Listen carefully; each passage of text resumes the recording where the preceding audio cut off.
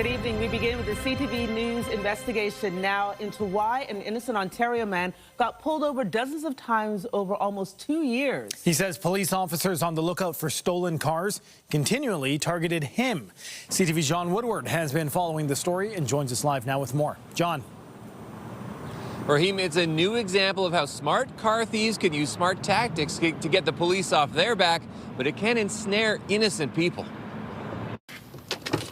Steve Fowler likes to stay on the right side of the law, but one day the police started to take an interest in him. I started in December of 23. I got pulled over on my way into work by York Region Police. They said there's a problem with my license plate. Fowler showed them his documentation. It looked clean, and then he got pulled over again and again from York Region to South Simcoe. 20, 30 times. 20 to 30 times. It's almost once every other week. He got to know them very well. When the officer came up to the window, he recognized me. He said, "Oh, hey, how's it going?" After some digging, it emerged his plates were automatically flagged. That's because police in London, Ontario found a VIN number that's supposed to be unique to his Ram truck on a stolen car. The permit was replaced using a third-party authorization. After months of calls, government workers told him someone at this Pickering Service Ontario transferred the ownership of his truck from him to someone else. Someone pretended me never had to show up.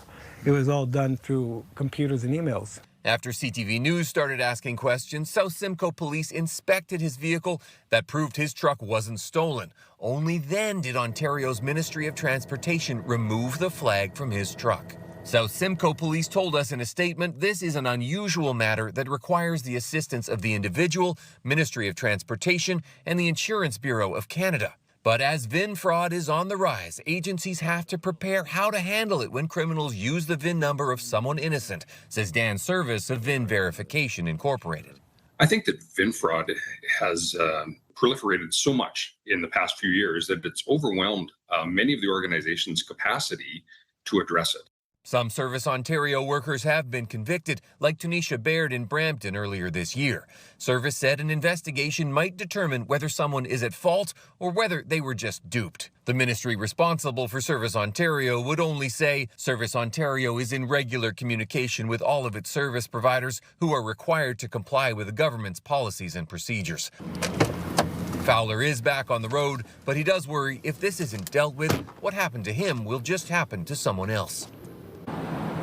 Now, there are new restrictions on that third-party authorization, which transferred the ownership of Fowler's car. So that makes that what happened a little bit less likely.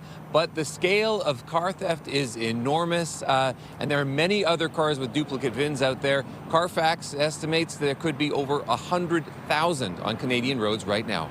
Reporting live from Toronto, I'm Jon Woodward. Andrea, back to you. Thanks, John.